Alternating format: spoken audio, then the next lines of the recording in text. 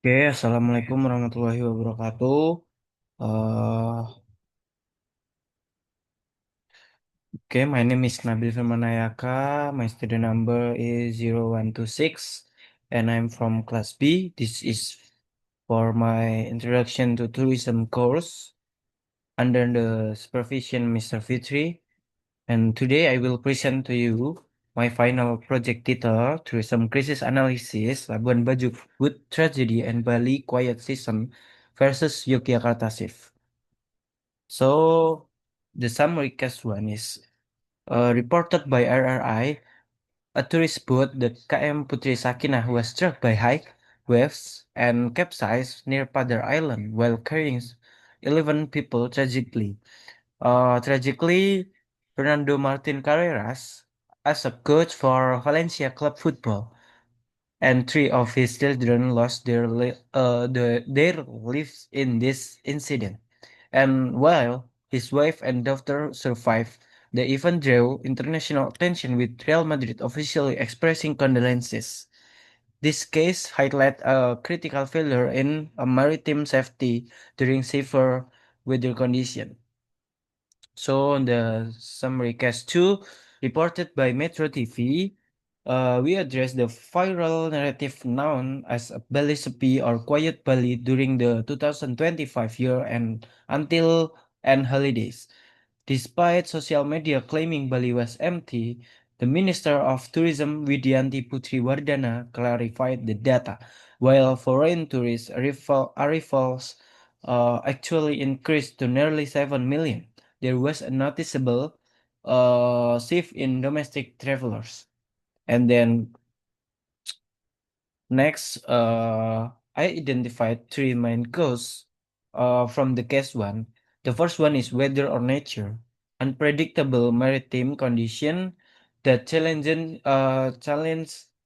navigation, and then secondly is safety management or SOP, a failure in implementing standard operating procedure for passenger safety, and the last one is supervision and or regulation, lack of strict oversight from port authority regarding boat readiness. And then from the case two, the first one is public perception or social media. The issue of Bali Sepi or Bali is quiet is often a viral social media framing that does not represent the overall data.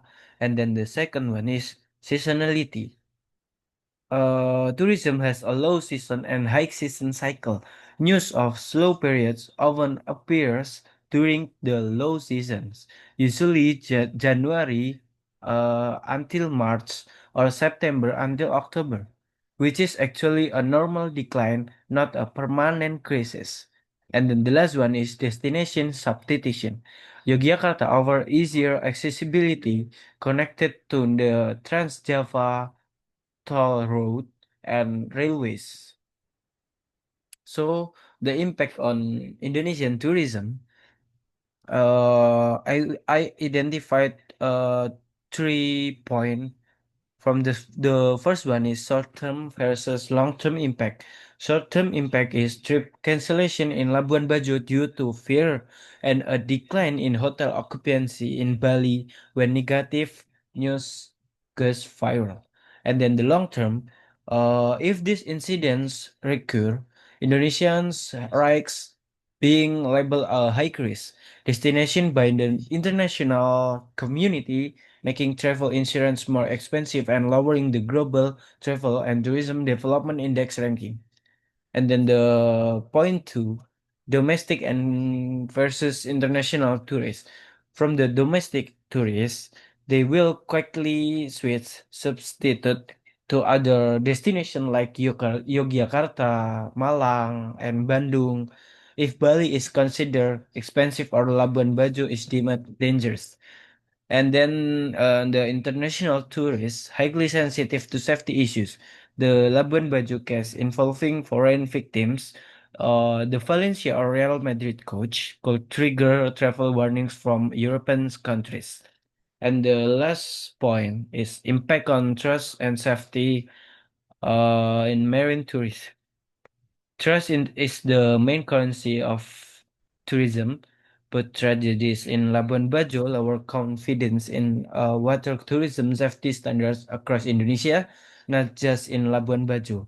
Tourists may hesitate to board speedboats or finish perahu if there is no guarantee of clear safety certification. And then next, identify uh, based on these two cases, Indonesia tourism is still lacking in the following areas. The first one is safety standard and enforcement, and then the second one is crisis communication, and then third is risk management, and then the last one is infrastructure and transport. And then next, move to the solution. I will identify three level. The first level is operator or industry. The first solution is mandatory safety briefing. For the responsibility is boat captains and tour guides. And the second solution is transparent pricing and service. The responsibility is PHRI, Indonesian Hotel and Restaurant Association, and business owners. And then the level two is destination or regional. The first solution is digital clearance system. For the responsibility is port authority or KSOP and local government. And then the last solution is event diversification. The responsibility is tourism office of Bali and Daerah Istimewa Yogyakarta. And then the last level is national. The solution is national safety audit. When the Ministry of Tourism, together with the Ministry of Transport, must conduct periodic CHSE or Clean Lines, Health, Safety, Environment certification re-audits, specifically for high-rise tourism, the responsibility from Communication Bureau of Kemenparekraf. So this is my final project. If there are more or less, I apologize.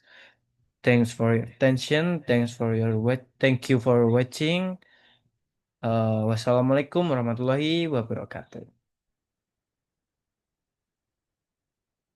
Kamu lihat,